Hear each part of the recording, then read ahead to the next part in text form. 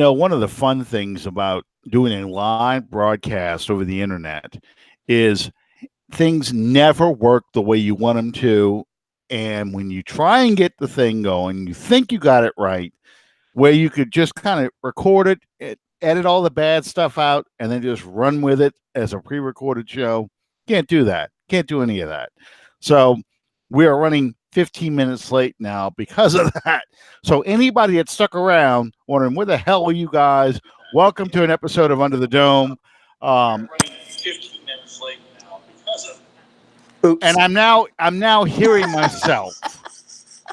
That's bad enough. In stereo. Yeah, on a time delay. Welcome, everybody, Under the Dome. I'm your host, Alan Orrick, here with my partner, Sean Williams. I'm not going to say who was having the technical difficulties, Sean, but I think we've got it straightened out now. And how you doing tonight, Sean?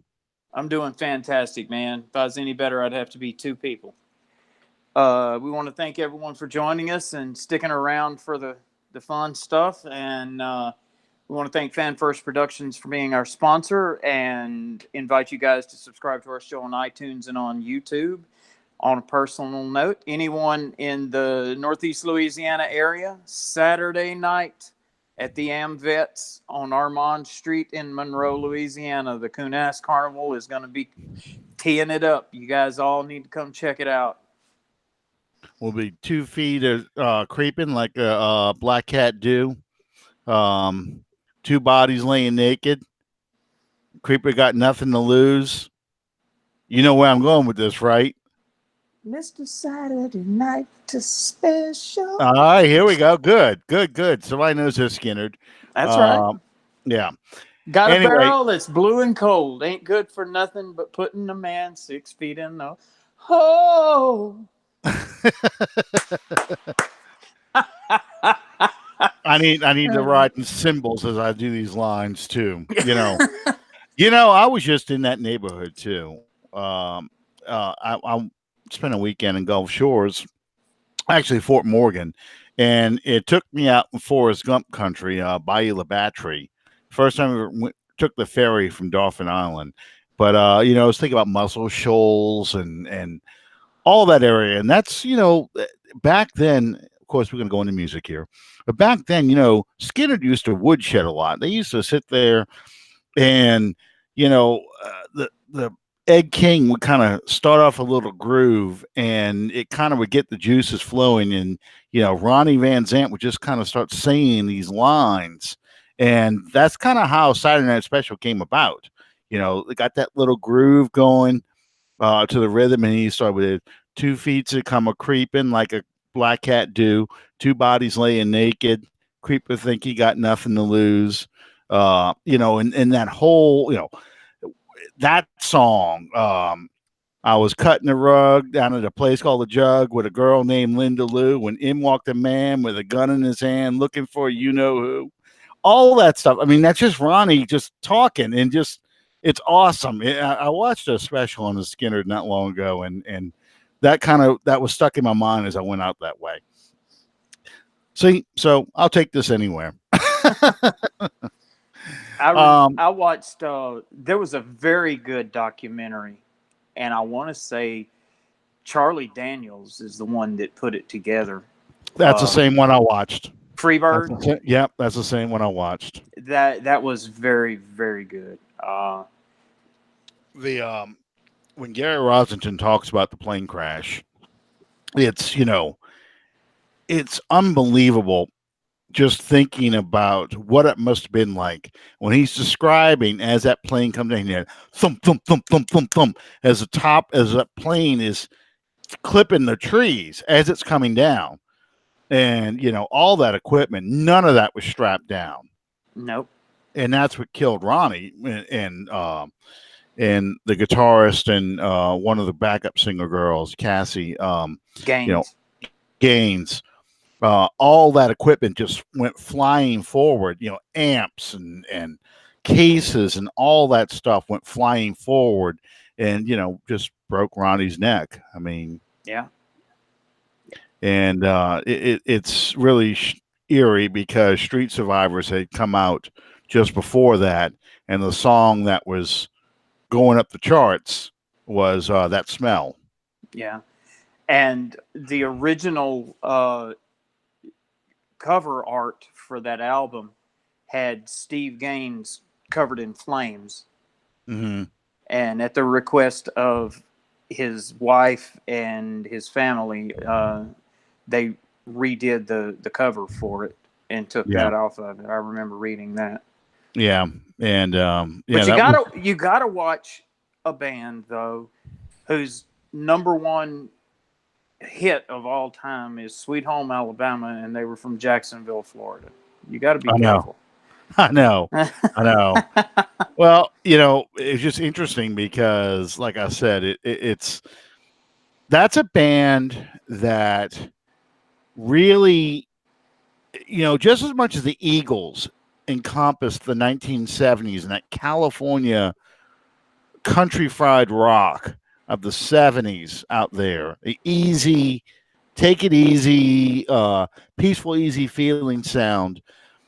Leonard Skinner captured the other side of country, the harder edge, and it created that southern rock sound that just kind of took the South and that area, and you had those two sounds competing in the 1970s. It's really interesting. And how many country artists, if you talk to them, so there are two bands that influence them the most. I'm talking about the country artists in the 80s and early 90s, not so much today, but in the 80s and early 90s, they would talk about the Eagles and Leonard Skinner. Yeah, Those two bands, those two sounds, the wall of guitars for Skinner, but the harmonies and the melodies and the rhythms of the Eagles. yeah, It's fascinating. yeah. Anyway, enough about music. We should do a music show. We should do a music show. I don't We know what really, day I could do it, but we should do one. So, yeah, because I could talk, that's my other little hobby is like talking about music and researching music and things like that. And, not so, because I can't play music, but because I'm fascinated by the stories of the bands and how songs are written and what inspired a song and what does this song mean and what are you trying to say and that kind of stuff. I always find that kind of stuff fascinating. Well, let me tell you this, and this is a completely different vein than the Eagles and Leonard Skinner. But if you get the opportunity to see the new movie, The Dirt, about Motley Crue, check Hmm. it out. I highly, highly recommend it. It's not Yeah, one that you want to watch with small children in the house, but I'm sure. yeah, it hits pretty Well, close to the mark. I'll put it that way. The opening scene is you've got to see it. no, It the Eagles stuff. encapsulates the '80s on Sunset Strip. Well, the Eagles, the story of the Eagles, it used to be on Netflix. I don't know if it still is or not. That's another good biography, really good biography. It's in two parts, and it's really fun to watch. I really enjoyed it. Um, anyway, let's talk a little about Saints now. This is a Saints podcast. Um, okay, so we've been talking, or people have been expecting almost the whole season, off season, that the Tampa Bay Buccaneers are eventually going to release Gerald McCoy. And, Buck fans are kind of like, yeah, it's about damn time. I'm sick of hearing about him. I'm sick of seeing him. They've got the Aaron Brooks fatigue level when it came to Gerald McCoy. He was expected to be the next Warren Sapp. He really wasn't. He was a good player, but not a great one. And it doesn't help that 2008, when he came in, till today, they have not been a good football team. And rightly or wrongly, he got blamed for a lot of those problems. Um, Well, as you were discussing off there, uh, I agree with the point that you made that a lot of that has got to be due to unrealized potential. mhm. He had all the potential in the world coming in, and But at the same time, I don't think it's fair to totally lay it at his feet. The fact that you've got a uh, schizophrenic quarterback uh, and basically no offensive line and ineptitude in the front office and on the coaching staff. I don't completely blame the downfall of the Buccaneers on Gerald McCoy, uh, but he absolutely has not lived up to the potential that he was showing coming into the league by any Well, stretch. he had a personality that was not probably the best one to be the face of a franchise, especially the face of a defense. He probably had more of a personality that would fit in with a few good leaders on the team. He would be one of the leaders, but not the leader. And there's nothing. It's either you are or you're not. I mean, you cannot manufacture that leadership. And him challenging a fan to a fight, at one Buccaneer place, because he didn't like the criticism he was getting, that didn't sit well. It's little things that kind of went on the way. But I mean, you got to keep in mind, this is a franchise that had Josh Freeman as a quarterback. It's had Fitztragic. It's had, the Cade McNown. It's kind of, Gradkowski, I think, was a quarterback for them while he was there. They've never had any kind of stability. They've gone through, 5 head coaches during that time since 2008. It's hard to be a leader of a franchise that's floundering. It's bouncing, it's flipping back and forth, but the expectations every year is, but this year is going to be their year. This year is the year they're finally going to become what we've been waiting for since 2002. So he gets released. Couple days later now, or maybe a day later, they go and sign your favorite player and mine, Sue, from the Los Angeles Rams and Detroit Lions and Miami Dolphins. And, he's going to have his goal, I think, is to play for every team in the league. A thug named Sue. So, yeah. So he, in my mind, the Bucs kind of did a little bit of a downgrade, because I don't know if Sue, I mean, granted, he played in a 3-4 last year, but I really don't know if Sue is the best fit for this kind of team that has a new head coach and is trying to develop chemistry and leadership, and you bring a guy like Sue in there. I don't think that's a good move. I mean, I'm not complaining, because as a Saints fan, the longer Tampa Bay remains dysfunctional, the better it is for us. Yeah. And I wish dysfunction on Carolina. I hope they have a quarterback battle that blows up in their face, and half the fan base wants Greer to take over, and half the fan base is loyal to Cam Newton. I would enjoy that immensely. That would be so entertaining to watch that civil war break out in Carolina. And Atlanta, of course, I never want them to get good. I miss my boy.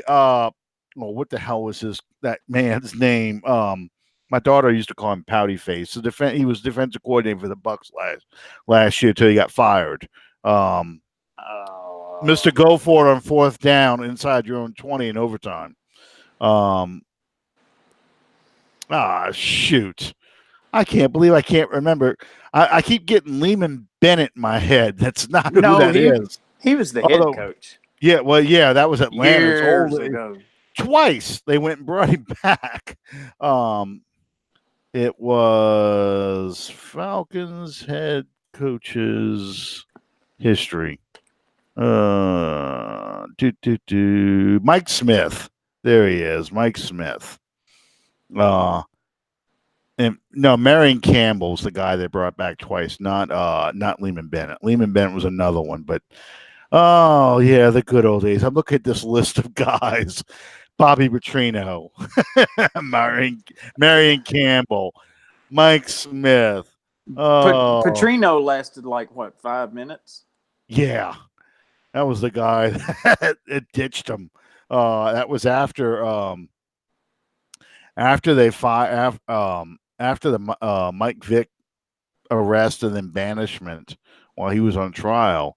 Uh, yeah, Bobby Petrino ducked out on him and take the Louisville job and didn't even meet with the team. He left notes in their lockers. That's how much of a freaking coward he was. Yeah. Uh, yeah, let's see. Norm Van Brocklin, I like him. He's funny. Marion Campbell, Lehman Bennett, Dan Henning. Dan Henning. Marion Campbell again. Jim Hannafin. He actually was halfway decent. He's 0-4 as a interim head coach when they fired Marion Campbell, but he was he came from the Redskins and he was a ex Cardinals coach. Yep. Jerry Glanville, the thug. June Jones, Jeff George blown up on the sideline. Dan Reeves, that was a good coach. Rich Brooks, that was a disaster. Wade Phillips, that was another interim head coach. Jim Elmore. God, he's the only one with a winning record. I'm looking at this list. I can't believe this. I thought somebody had a winning. Oh, Lehman Bennett had a winning record, 46-41. But other than that, Jim Moore is the only other one that's had a winning head coach, and Mike Smith. Mike Smith had the best winning percentage, and then Dan Quinn. Dan Quinn's just getting close. He's 19-13. He's going to be close to being a 500 head coach. Oh well, Yeah, that's always fun. They'll fire him then. Yeah, once he gets to be a winning head coach, they'll fire him. But anyway, getting back to what you were talking about, yeah. At least in Carolina, if you'll recall, I've been saying for a couple of years now, and I never raise it any, but if Cam Newton is in the league another 5 seasons, I'll be shocked.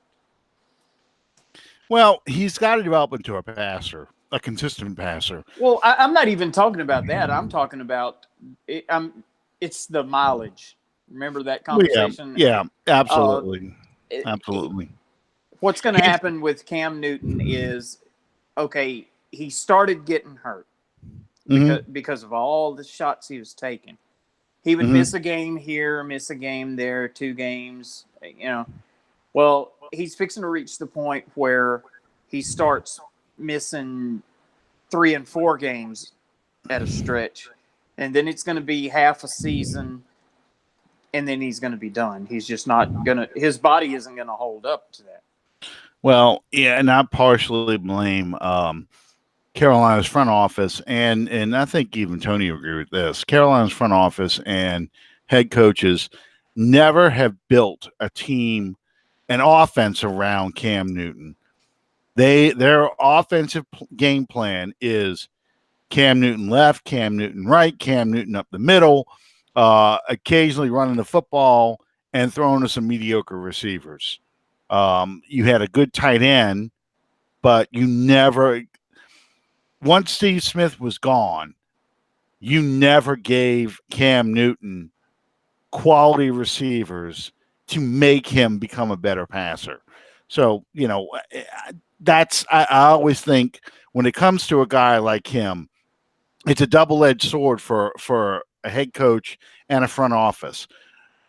Does my team work best with a big guy like him being able to make plays on his own versus getting a team full of skill players where I shrink his role and put the ball in the hands of my playmakers? Don't let him be a playmaker except to throw the ball. You make everybody else around him a playmaker. Yeah. It's a tough decision. There's a lot of difference between a guy being a playmaker because he has to and a guy being a playmaker because that's just what he does. Well, it's a temptation of having a running quarterback. I mean, you saw it with Randall Cunningham. You've seen it with Fran Tarkenton. You've seen it in the league, with name the quarterback that's been a runner more than a passer, and you see that happening because he is the weapon. Michael Vick, he was the weapon X. He was the guy that he was faster than almost everybody else in the field, and he was stronger than most defensive backs. So you wanted to use him as that weapon. And because he was like that, you weren't as concerned in giving him a powerful running game or giving him quality receivers because Vic was your guy. It's a mindset you get into. How am I going to use Michael Vick now? Um, the only head coach I saw that kind of took a guy and turned him into something else is what Bill Walsh did with Steve Young. Kind of took the running quarterback part of him and turned him into a more consistent passer by working on his footwork and working on his mechanics. Make him a passer that can run when he has to, but his job is to get the ball in the hands of Jerry Rice and Ricky Waters and Brent Jones and just on and on and on and on. John Taylor. Make this offense work the way I designed it, not this. Hey, the play breaks down and we're just going to do a scramble drill and you're gone. You take off because you're better and faster than most of the other guys. He avoided that. So that's why I find it really interesting that Carolina, and we talked about this before too, took Greer in the draft because what does that say about Newton? I don't think clearly Greer is not ready to take over now, but are they going to try and develop Newton, and are they preparing for life after Newton? I I don't think know. I think you're looking at the beginning of the exit strategy for not just Cam Newton, but also for Riverboat Ron. Well, I think Ron is going to be gone regardless if they took a quarterback or not, because I think he's at the point now where unless Carolina does a dramatic turnaround and really start to become a better defense and a more consistent offense, his time is up. I agree. And you and I have talked about this before. Unless, as you said, unless something drastic happens, you can say the same thing about Dan Quinn. You Yeah. have you have too much talent on these teams to be having a losing season every year. Well, and Dan Quinn's problem is you were brought in as a defensive-minded coach. He's got a Jim Haslett issue right now. You were brought in as a defensive-minded coach, and your defense stinks. You have an incredibly powerful offense, but Matt Ryan has to be almost perfect for you to win because your defense can't stop anybody. Even when they were in a Super Bowl year, their defense wasn't so much stopping people as the offense just overwhelming teams. Yeah. And it made it easier on that defense to play. We're going to play prevent because they're going to be doing catch up the whole time. They can't afford to try and go, and slow the game down and keep this offense off the field because we're going to score every time we touch the ball. So our defense has it easier in that regard. And yeah, if they have one more year like they had this past year, and I'm not even talking about the injuries, I'm just talking about poor defensive performances where teams are able to match that offense score for score, and now the pressure is back on the Atlanta offense to keep up. Yeah, then they're going to have, I think Quinn's out. Well, we were talking about quarterbacks.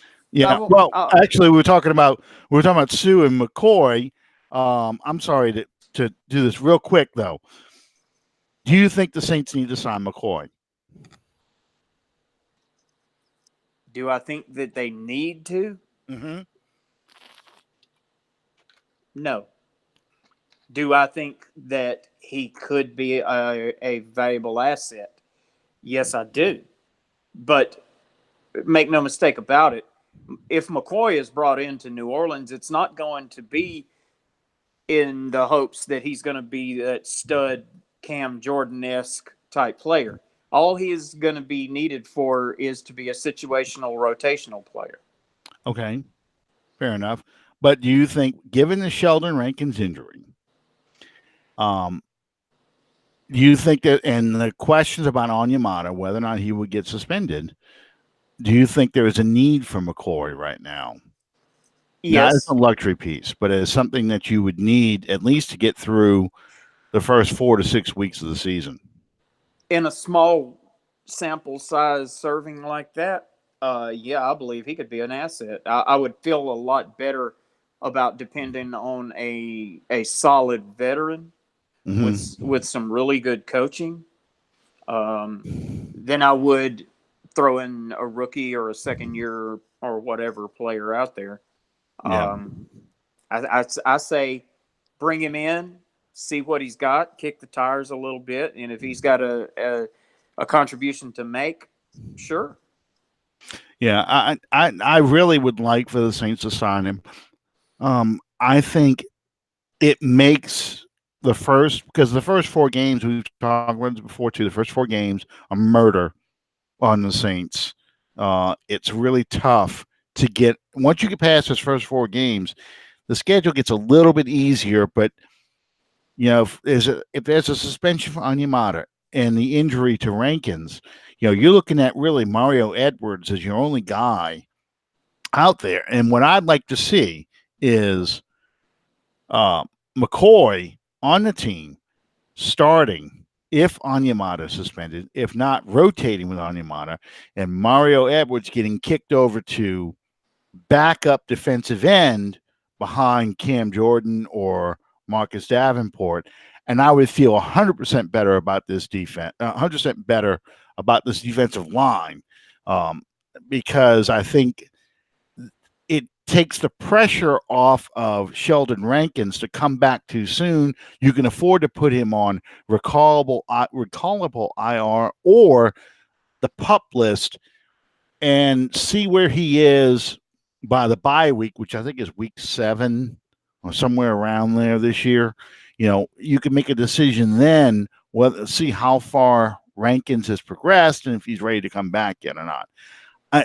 And McCoy being out there rotating with Onyemata also keeps him fresh and takes the pressure off of him from being the be all and end all in the 3 technique defensive tackle. So, in my world, that's what I would do. I would want him signed, and then I would feel a lot better about what's going on with the rest of the team.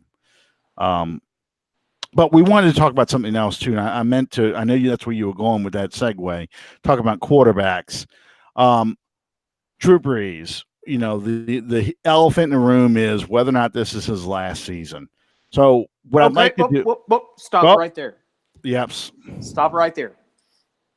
Do you believe it is? Barring yet another playoff bizarre loss, I do. If this team goes as far as it can go and win or lose, I think Brees would feel like I've done everything I need to do, and he can step aside.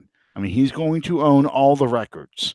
He is going to surpass the break Peyton Manning's touchdown record this coming season.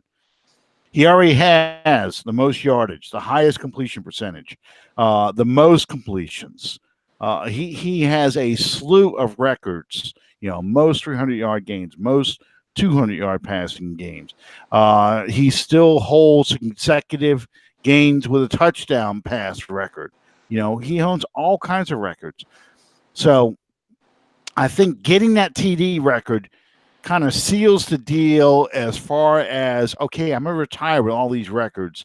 The only other thing I want is another Super Bowl championship so I can be put in the pantheon of great all-time great quarterbacks, and especially if I get the opportunity to defeat Tom Brady in a Super Bowl, then I've beaten Peyton Manning and Tom Brady in the biggest games of their respective careers. I don't have the 6 rings like Brady does, but you know what? I beat him head to head in a championship game for one of my rings. And the next guy you're going to point to as an all-time great, I beat him too. So I can put my name, maybe not number 1, but at least 1A as far as all-time great quarterbacks. I've got the multiple rings that you seem to find so damn important. I own all the records. I've got it all. And most importantly, and this is why I do think it's his last year, I've got a 10-year-old, an 8-year-old, a 7-year-old, and a 4-year-old. I think that's the age of his kids. I might be pulling this out of my butt, but I do know his oldest son is 10 because it's been 10 years since the Super Bowl. And I remember what it was like when my kids were that age.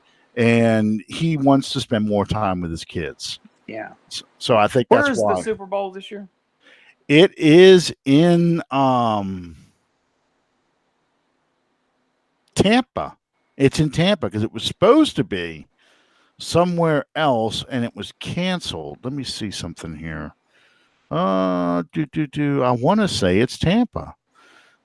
Super Bowl 2020.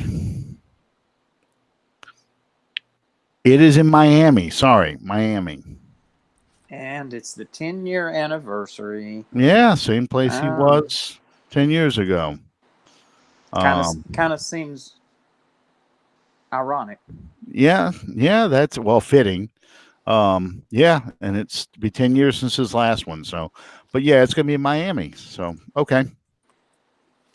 I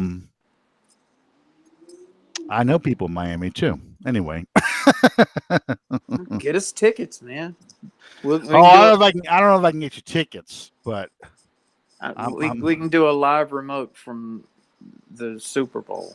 Yeah, okay. We'll see how far that goes. Yeah. Anyway, I haven't been to a Saints game since we started doing the show. Really? I haven't, not one. I have to do something about that. Yeah, we really do.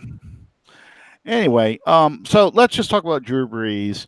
And what I'd like to talk about with Drew Brees is your favorite or the moments that just kind of stand out in your mind about when you think about Drew Brees and you're now grandpa, or you're dealing with your kids who clearly were born after Drew's been gone, and they're asking Dad or Grandpa or Pop, whatever they want to call you, Papa, Poppy. Okay, like the seeds. I got you, marijuana guy, opium man.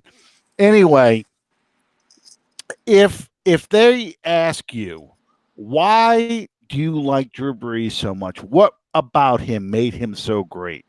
What games would you want to show them? Or what moments would you like to show them? Wow. Just about anything from that 2009, the first 2 or 3 games of that 2009 season. The New England game in the Superdome that year, where he finished with a perfect passer rating. But I think more than that, I know this isn't exactly where you were going with it, but I get that question a lot. Why do you revere Drew Brees so much? And I'm trying to choose my words wisely here. It goes deeper than football. It goes beyond that to something else completely. There's people walking around over here. Anyway, it's the man. This is one of those guys that you can point your kids at and say, That's the way that it's done. That is a stand up guy. Drew Brees came to New Orleans when he didn't have to. He came Hmm. here because he wanted to. He wanted to make a difference, and he dedicated himself not just to the team and to making $1 million. Uh, he dedicated himself to an organization, to a state, to a people, and he realizes fully the the weight of that, and he embraces that responsibility. And especially nowadays, that's not something that you can say about a lot of professional athletes. I mean, the preeminent player of this generation in the NBA is who? LeBron James. Hmm. Okay, well, he goes to Miami to win rings. He goes back to Cleveland to to win rings. He goes to LeBron's chasing money and fame. Don't fool yourself. Uh, but that's never been an issue with Drew, and it never will be an issue with Drew. Um, the man that he is supersedes the football player that he is. Okay, I can see that. I mean, I'm thinking about. Granted,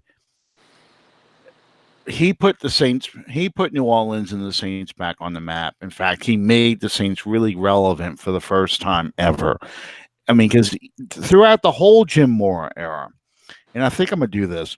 I think I'm gonna go and start uploading all the NFL highlight films of the Jim Mora era and watch how they tell this story.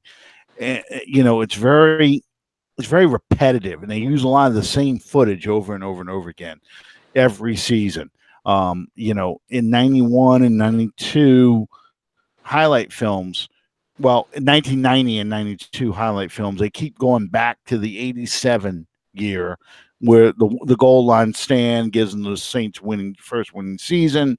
Then they go back to the 91 with the first championship of winning the division, all that stuff. But with Drew Brees, and I'm sorry, and the other thing is that the constant saying was during the Jim Mora years, we want national respect. But whenever we played the 49ers, we got our ass kicked. We usually lost. I think we were 2-9 during the 49ers prime years. And it wasn't that we just that we lost. It was the way that we could go out against the best team in football, which they were at the time, Mm-hmm. and at halftime be winning, Mm-hmm. and then not just give that back, but a monumental collapse of epic proportions every time. Well, it always was close enough. And I always think if there's one game I think symbolized the Saints 49ers rivalry during that time, it was the Monday night game opener, season opener against the 49ers in the Dome in 1990. John Forcade's the quarterback, okay, against Joe Montana. That defense came out that night looking to kill Montana. Swilling and Jackson are playing their favorite game, meet me at the quarterback. And I'm watching them and Wayne Martin coming through that line like they're not even there. There's no offensive line. Montana is going 5-step drop, and on the 5th step is dropping in the fetal position. You know, they can't do anything. It is, I want to say it's like 7-6 or 7-9 at halftime. Either the Saints are, I think the Saints are winning 7-9, but all we can do is kick field goals. The 49ers defense is bending, but not breaking, and we could never finish a drive to put them away. So here it is. It's 12-7. You know, Montana's got the ball. Less than 2 minutes left in the game. I think he had one timeout, and all he's got to do is get in field goal range to win this ball game. And suddenly, every pass he's completing, you know, 7 yards to Taylor, 10 yards on 3rd and 10, on 3rd and 11, or I'm sorry, on 2nd and 11, 10 yards to Brent Jones, and then another 5 yards to Rice. And he just dink, dink, dink all the way down the field. Defense just missing. Now Swilling and Jackson are a second too late to get to Montana. It's constant. And he's just moving the ball incrementally. That clock can't run fast enough. They kick a field goal, win the game 13-12. Okay. That is a classic example of what would happen every time the Saints played the 49ers. I could go through a ton of them. Well, when Drew Brees comes, suddenly now we're not losing games like that anymore. If you gave Drew Brees the ball with under a minute left, we're going to probably win the game. So long as we don't have to put the defense back on the field, we're probably going to win the game. You know, and that was the difference. You had an offense. You gave Drew Brees some of the crappiest defenses the Saints, and that's saying a lot, given the John Meekum years. You gave Drew Brees some of the crappiest defenses in franchise and NFL history. He's still winning 7 games. You look at that 2014 game against the New York Giants. It was a shootout. Brees threw 7 touchdown passes that day. In the old days, that would never have happened. We are shredding that Giants defense. So, I mean, that's the kind of stuff I would show them. That game from 2014, I would show them the New England game from 2009, the Miami game from 2009, the the Houston game from 2011. Let me think. There was one more from 2011. Oh, Detroit Lions game from 2011. Either the playoff game or the regular season game. The Giants game from that season, 2011, and the Falcons game from 2011 when he broke the record for Marino. Those are the kind of things I would show because those are games where I saw Brees just take the team, put it on his back. I'm going to win this ball game. I'm going to do what you have to do, what has to be done to win a game. Okay. And I'm going to do it. I'm going to beat you in so many different ways. You're not going to know what hit you. Last year, playing the Pittsburgh Steelers, Drew Brees, it's like it was the final drive, offensive drive, scoring drive the Saints got. I think it was 3rd or 4th and 10. They had to score a touchdown. The defense parted, and Brees hits Ted Ginn right between the 1 and the 9, gets that first down. And that's the kind of stuff I remember most about Drew Brees is, in 2011 and 2009, it could be 3rd and 24, and he's going to pick up that first down with a 27-yard pass play. You're like, how the hell did he do that? And how disheartening that was to a defense.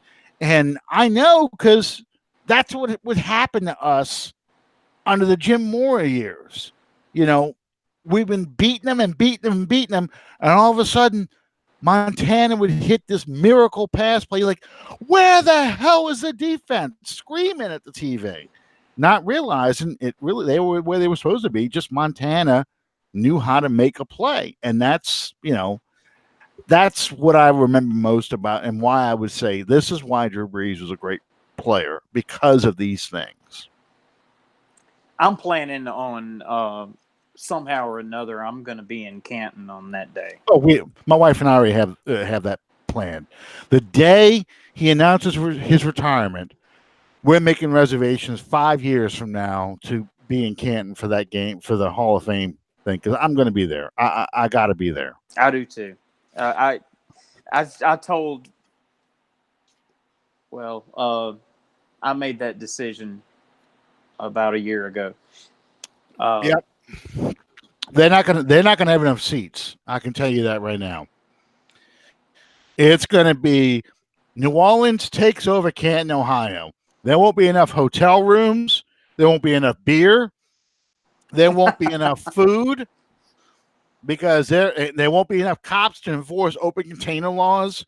Because I am telling you, New Orleans is coming to Canton, Ohio that day. And Breeze is going to hear more "Who Dat" chants. In fact, he should lead that "Who Dat" chant one last time. He should come out there with the bust in hand, put his arm up, and just do that, and have Tom Benson Field at that stadium all just go one last time. Who dat, who dat, who dat say going to beat them Saints? Because that just would be awesome. That would Yeah. be awesome. Yeah. I gotta get you to a game. I got to Yeah. get you to a game, I guess. I've never been to a game in a box. I can't promise that, but I got to get you to a game. Hell, I see all your passes there behind you. Hey. So Yeah, I know, but you got to realize, these are 2017, but I got a lot from 2016, 2015. I mean, the more the better they got to be, the harder it was for me to get these things. yeah. Yeah. That's what happened. So you're saying there's a lot of 7 and 9 seasons in those passes? Yeah, there's some 7 and 9 team. I got this is 2016, obviously, because of the 50th anniversary. And let's see. God, I got a lot of 2017. Well, that's preseason. That's why. This one here is 2013. That was a preseason game. That was my first time in a suite. Yeah, I got a lot more from 2017 than I thought. Well, that's preseason. But yeah, the harder the better they got. Like last year, I was supposed to go to the Falcons game for Thanksgiving night, and I got those taken away from me. So they asked for them back. Ah. What do you do? Well, I mean, they're really for customers, but employees get cracks at them if they have any extra left over. And they know I'm a Saints fan. I got Saints crap all over my desk and around my office. So, they're like, I know you want to go. And I'm like, yeah, I'll go. I'll go. I am at my job. Yeah. And right over there, kind of catty cornered in that corner, are autographed framed jerseys from Willie Roaf and from Ricky Jackson. There you go. And you've met Kevo, so you know that in the center is a Palmer jersey. My boss is a huge Cincinnati Bengals fan. Yeah, I can't tell any Bungles jokes. That just would not go over well. No. Let's not bite the hand that feeds one of us. Hey, I'll tell him that. I'll tell him this. I do believe Ken Anderson is way overdue being in the Hall of Fame. Absolutely. I think it's a tragedy that travesty that Ken Anderson is not in the NFL Hall of Fame. He and Jim Marshall are two of the biggest oversights from the 1970s out of any other player. I think both of those guys should have been in the Hall of Fame 5 years after they hung up their cleats. And I'm not a big person who's into that whole first ballot kind of nonsense, but I do think they should be in the Hall of Fame by now. They've been waiting over 40 years. They need to be in the Hall of Fame. It's I don't want them to go in there posthumously because they certainly deserve one last moment in the sun like that. I mean, is Charlie Waters in the Hall of Fame? I don't believe he is, actually, no. And that's that the Steelers Cowboys Super Bowls. Yeah. The Cowboy fans and the Cowboy players point to those two games as the reason why so many Steelers are in and so many Cowboys are not. Yeah. People remember who wins. Yeah, they do. They do. It's unfortunate, but it is what it is. Yeah, they do, especially when they look at guys like Lynn Swan, who they, I'm in one Facebook group, 70 to 79 NFL talk, and it's these guys, the Oakland Raider fans especially, are so pissed off that Lynn Swan's in the Hall of Fame, but Cliff Branch is not. I think you should be And as well. they don't take advantage of the fact that, hey, you've got a lot of Raiders in the Hall of Fame. I mean, you already have a lot. I mean, yeah, Cliff Branch should be in there, but at the same time, don't take away from Lynn Swan because Cliff Branch is not in there. It shouldn't be an either or. It should be, this is why I think he belongs in. I don't think that a quarterback is in the Hall of Fame, doesn't deserve to be in the Hall of Fame because Ken Anderson is not. And I don't sit around comparing and say Ken Anderson's stats to Ken Stabler's stats. Do that. I just think that he's just yet another player that deserves to be in there. That's all. Yeah. And I want to extend this to next week and give you where this conversation was originally going. I want to cover that next week as one of our topics. About Drew Brees? Life after Brees. Okay, yeah, because, and I'll give you a little teaser. The quarterback that follows Drew Brees will fail. I'm just telling you that outright. Not because he's not any good, and not because he isn't successful, but he will not be Drew Brees. All the things that we just talked about, converting 3rd and 17 to 3rd and 24 on a regular basis, those games, shootouts, where you have a crappy defense and your quarterback is bailing you out, all that will be gone. You may have a quarterback like a Jay Fiedler who followed Dan Marino, who got the Dolphins back to the playoffs, but you know what? He wasn't Dan Marino. He didn't do what Dan Marino did. And Miami is still searching for that quarterback. The Jets, believe it or not, have had successful quarterbacks. Ken O'Brien was not a bad quarterback long after Namath, but he wasn't Joe Namath. He didn't do what Namath did and get the Jets a championship. And unless the next quarterback gets the Saints another Super Bowl, whoever follows him, whether it's Teddy Bridgewater, whether it's Taysom Hill, or a rookie quarterback drafted next year, unless he wins a championship, like Steve Young said, someone help me get this monkey off my back. Until Steve Young won a championship, he wasn't respected in San Francisco. They said, you know what? You not Joe. Joe would have won that game. Joe would have made that throw.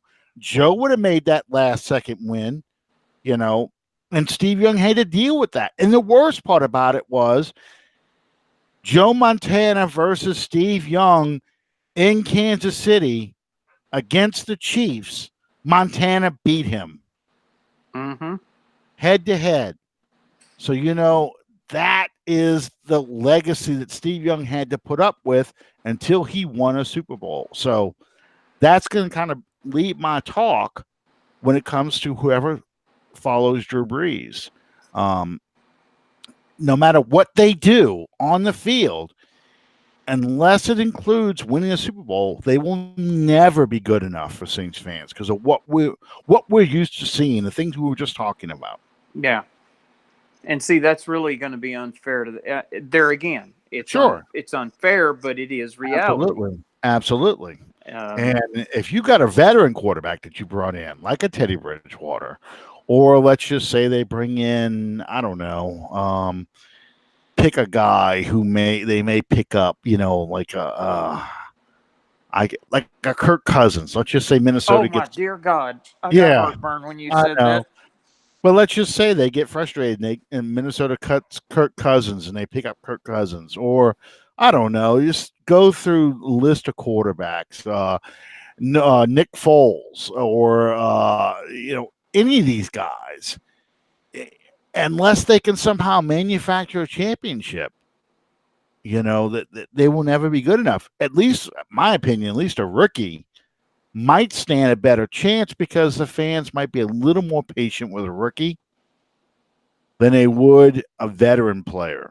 So that's just how I see it. It's a hell of a legacy to live up to, and I just don't know if any. I know no one could. It's gonna be an enormous shadow Yeah. to stand in. And I'll go you one further. And you and I have talked about this before as well. I believe that either when Breeze goes or shortly thereafter, Peyton will leave. And then it's going to get real interesting. Well, you know, I think with Peyton, it's going to be hard on him because Drew Brees made his offense work. Granted, he designed his offense around what Drew does well, but so much of the risk taking that Peyton does that works out well is because you've got a guy like Drew Brees. If it's not working and he gets more cautious, then you're going to have fans saying, well, you know what? Here's the problem. Sean Payton's not aggressive.